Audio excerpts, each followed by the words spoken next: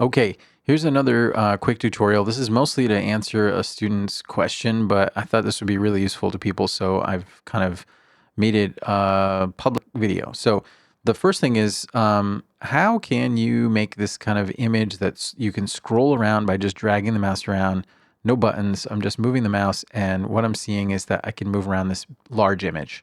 This is an image I got off the internet. It's too low resolution to really be doing this, but let's say it was a bigger resolution image. This is something that would be handy to do.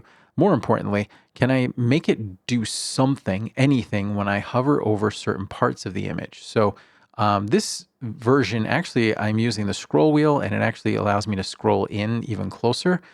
It only allows me to scale out so far so I don't start seeing the edges of the image. But if I scroll in or not, it's still able to tell that I'm in over the clock tower in this case. So even if I zoom out, it still does something when I'm over the clock tower. Now that something will depend on what you want to do. In the case of this student that I'm working with, she wants it so that when you hover over this clock tower, for example, and zoom in with the mouse, it kind of does this effect that TouchDesigner does, right? Like you're now all of a sudden inside the clock tower. So what we'd have to do in that case is say, well, if this, right now I'm showing the jelly beans image, but if this value is on, it's a 1, it means I'm over the clock tower, and I start scrolling in, then it should transition to some other scene, right? But that I'm going to leave up to the student. The main thing here is how can you even detect that you're in the right place? So the jelly beans show up when we're over the clock tower. This green car shows a banana, and this red car shows the moth. So otherwise, and again, it doesn't matter whether you're zoomed in or not. So I'm going to show how that happens, and I'm just going to start from scratch. So what I did was I just found a random image of kind of a cityscape, and I just want to show that on the screen so I know there's going to be an out involved. And I want to actually see this in the perform window, but I want to be able to do all this stuff that I'm doing here at the same time. So I'm going to go to the root of the project. I'm going to click on perform and look at its parameters. So I do want borders on so I can resize it. I want it always on top. That's important. And I think to get the same effect that I had before, I'm going to do cursor visible never. So now instead of choosing perform, I can choose open as a separate window, and I should be able to just kind of resize this to be really small and leave it off to the side down here. So I'm seeing that. I want to be able to zoom in on it. So let me do a transform, and I'm not going to deal with like the scroll wheel, like zooming in and out. That's not hard to do. I will say that the student found that there was a mouse in chop. So in addition to X and Y, it also gives you mouse wheel information. So if I just name a channel here, what I'll see is when I'm over here and I scroll in and out, that number changes up there. So that's kind of how she's able to do that. But I will say the TX and TY aren't so useful because it's basically just where your mouse is on the screen, not where it is inside the perform window. So I would say leaving off the TX and TY, this mouse in chop is still useful for the wheel stuff, the mouse wheel stuff, but I would say instead to use the panel chop like we've been doing. And if we zoom in, we can see all the information that's in here. We know U and V. We've used the U and V channels before. That gives us the mouse position, but only when you're holding down the mouse button. So when I don't hold the mouse button down and I move around in here, you know what? I'm going to turn the I'm going to turn the mouse cursor back on because it's maybe making it hard for you to see what I'm doing, but always. So let's do that again.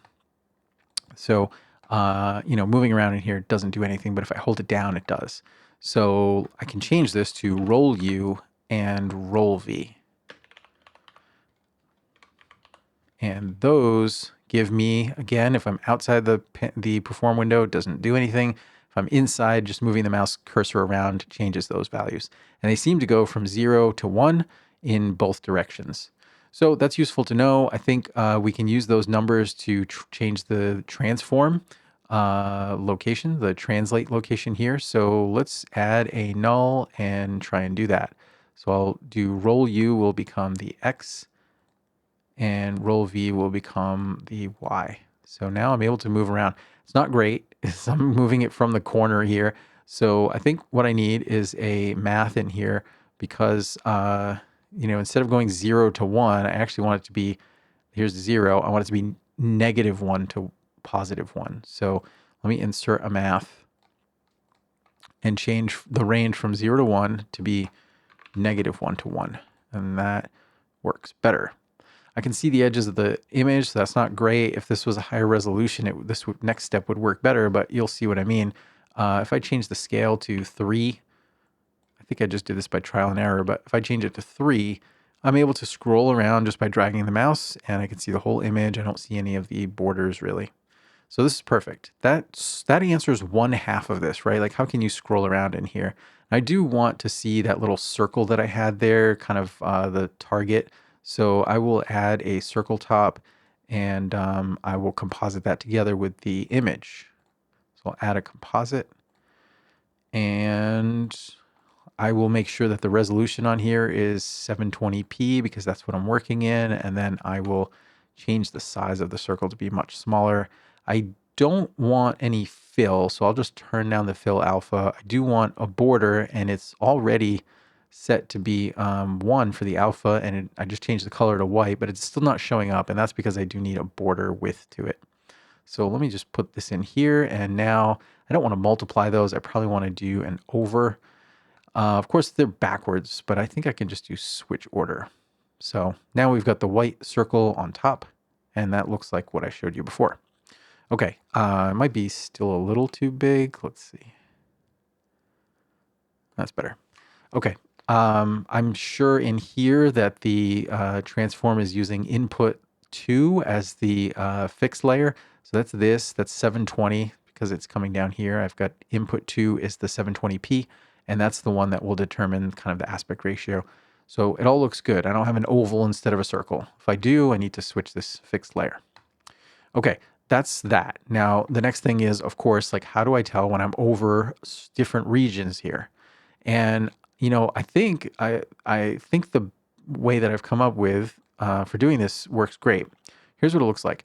I made basically in Photoshop an extra layer on top of that image. So here was the image, and then I made another layer on the image in Photoshop and just started drawing these rectangles in these areas that I want to be kind of sensitive. And I changed their colors to be different shades of red. So there's no green, no blue, it's all red, but this one is like 255 red, and this one is like 100 and something, and this one's even less. So there, you know, I have essentially 256 rectangles that I could put in here. They could all be distinguished from each other, but in this case, I just have 3 of them, and I put a black background instead of a transparent one. Now, what I want is for this to basically do the same thing that this does. I want these two to be stuck together. So I'm just going to copy and paste this transform. It's taking the mouse connection. You can see the dotted line going to it. And I want this to be the thing that gets moved around. So you can see now they're moving around together. They're linked. Okay, now comes the tricky part that makes this all work. So in addition to the circle, I'm just going to have totally separately a rectangle that is, again, 720p. But its size is going to be very small. And to make it very small and very specifically small, I'm going to change from fraction aspect to pixels. I want it literally to be just 4 pixels by 4 pixels. And this feels important. I think, you know, I don't want anti-aliasing on. I need hard edges to this rectangle. I also want to go over here to comment and choose, instead of interpolation, choose nearest pixel for both of these. I'm not sure if all of this is necessary, but what we're trying to get to is that this is a hard 4 pixel rectangle. It doesn't have any fuzziness around it. And honestly, the same with this. I want this to be also not fuzzy. So I'm going to do, where was it? Interpolate pixels. I'm going to change this to nearest pixel. And it's pretty important that I save this as like a TIFF or a PNG and not a JPEG. I don't want variation in the color in the rectangle. I just want this to be exactly that rectangle with the specific amount of red that I said. So now what I'm going to do is actually compare this rectangle. I'm going to multiply it with this image here. And what I should get is a tiny little dot of a rectangle that changes color when it's over this red box. So let's see how this looks. So I'll go to composite. This is not so different from what I showed in the other video about trying to make a game in TouchDesigner. It's set to multiply here. And I don't think we'll be able to see, oh, you can. You can see a little black box there in the middle. And as I move around, what should happen is when I go over that, you can see right here in this window, you can see I go over that, it turns red. When I go over this one, it turns a lighter shade of red. You can see that it starts to like when I'm very close to it, it kind of like fades in. It's not ideal, right? Like, because, and you'll see in the next step, like the bigger I make that rectangle, the more of a problem this will be. For example, if I made this 40 by 40, what's going to happen is it doesn't just switch on, well, whatever, 40 by 40, when it doesn't just switch on when I go over the watchtower or the clock tower, it kind of like, partly changes. So what I want is for this to be like an indicator, like, no, it's not over the rectangle. Yes, it's over the rectangle. It's also very frustrating that it still looks fuzzy here. Okay, so actually I had to pause to remember what happened here because, this fuzziness is not great. I don't want this to be a fuzzy kind of situation. I want it to be pretty just, on or off, red or black. So one thing is, again, anything in here that I'm using for this kind of check, I want to make sure that it doesn't say interpolate pixels. And so I have to actually do it in the transform too. I want it to say nearest pixel for both of these. So when I do that and hover over it, you can see now it's like a really sharp looking rectangle there in the middle.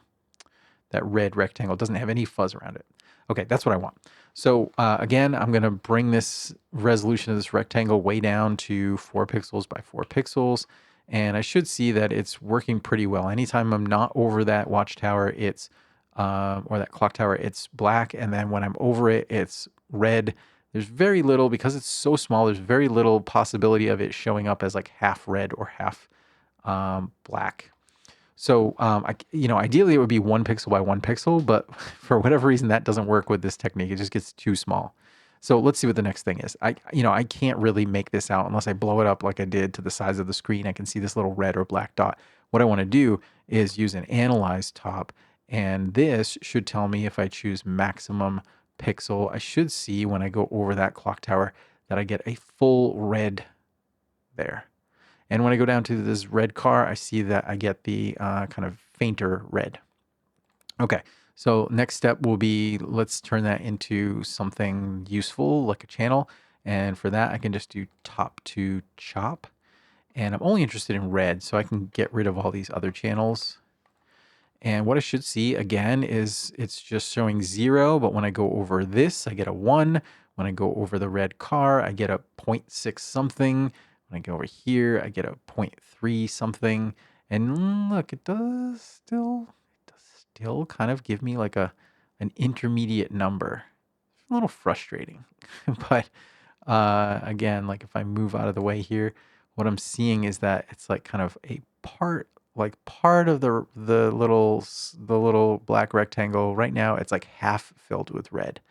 I have to say there's like, I can fix this, and let's see what the next steps are first. So the next thing is, let's say I wanted this to be like a number between like, 0 and 3, or 0 and 2, because I've got, or, let's say 1, 2, and 3. 0 means nothing. I'm over nothing. But this should be a 1, this should be a 2, and this should be a 3. So what I should be able to do is just do a math and say, change its range from 0 to 1 to be 0 to 3, 0, 1, 2, yeah, 0 to 3.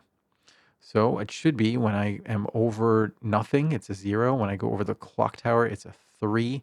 When I go over the car, it's showing as a 1.9 something. Let's go over to the operator tab and tell it to make it an integer, and I'll round down. So we should be not getting decimal numbers anymore. So this is 3, this is 1, and this is also 1. Okay, that's not good. I think it's because the range is wrong. Let me try this again. So here under range, I think this should be 4, because I'm rounding down. It ends up being too small. Let's see. So clock tower is 4, red car is 2, blue car is 1. That's what I'm looking for. Okay. I I think at this point, you can get the idea that that's really useful, right? Maybe if I'm gonna follow through and do what I did before, I can add a movie file in here. I can copy and paste that. So I have 3 of them. I got a banana, I've got a moth, and I've got a, what was the other one? Jelly beans. Not sure that was the one, but whatever. So I can make the 3 of these go to a switch. And probably want to make this composite with the out. I think I should be able to just make that go right to here. Let's see. I might have to change the order there. I can just click on the 3 of these and send them to the switch. And of course, I want this result over here to become the index for the switch. So there we go. It's not perfect because when it's 0, let's move this away. When it's 0, it should show nothing, not the banana, right? I've got a banana in there. So all I have to do for that is just add one more option here, which is just a constant, and it should be empty. So this, I'm going to have like 0 alpha. So it's basically a transparent image. That should be the first thing in the list. Now, how am I going to do this? I guess I'll just fudge it. So it goes like that, and then this one will be the last one. So let's actually move this over. Okay, so when I hover over this, I get a banana. Now I am I able to get it to just for an instant show a different one? Not on that one. That's not the jelly bean I wanted. Let me try the other jelly bean. So this jelly bean. This one has alpha. So there's that. And then this is the jelly beans. And then this is the moth. But I think I can still get it. If I just get close, I can get it to show something in between. You can see over here, it is showing like an in-between color, but it doesn't seem to affect the output. The math still gives me a 1, which is what I want. I don't get anything else. So I guess we're okay. So I think that's it. That's the whole thing, right? Like, how can I find the place where I am? Let me make this bigger. Find where I am in here. Like anytime I'm over the thing that I'm interested in, get it to output a number that I can use somewhere else. Same here. I've got another one, and here I've got another one. So, and also the scrolling around of an image. So those are kind of like 2 separate things. All of this stuff on the bottom here is related to how to identify the overlap between the center of the image and this kind of map of sensitive locations. And the only connection between that and the image that we show is that they both have to move together. So as I move the cityscape around, this map also moves around. Hopefully that makes sense. Good luck.